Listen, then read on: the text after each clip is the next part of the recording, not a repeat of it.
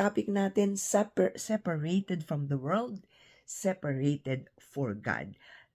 Alam niyo po, maganda po yung term ng Biblia, sabi doon, set apart. We are set apart unto God.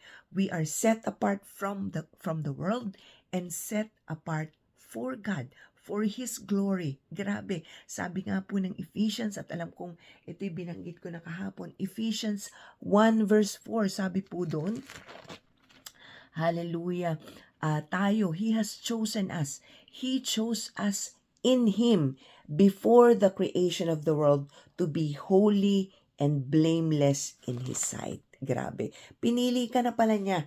Simula pa lang nung likhain niya na ang mundo. So, ibig sabihin, yung purpose na itinalaga niya sa buhay mo, kapatid, ay hindi lamang niya ibinigay, hindi niya lamang inilagay sa buhay mo nung ikaw ay maisilang. Hi, Sir Tess, welcome. Yan pala, isinilang ka kasi may nakahanda na siyang gagawin mo. May nakahanda na siyang purpose para sa buhay mo. May nakahanda na siyang gagawin. Amen? Parang alam niyo yun, yung magluluto tayo.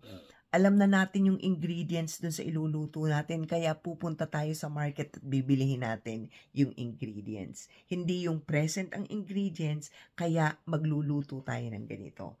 Amen? So, let us go back sa atin pong text kahapon. Sabi po doon, do not be yoked together with unbelievers. Ginamit ko po ngayon, do not be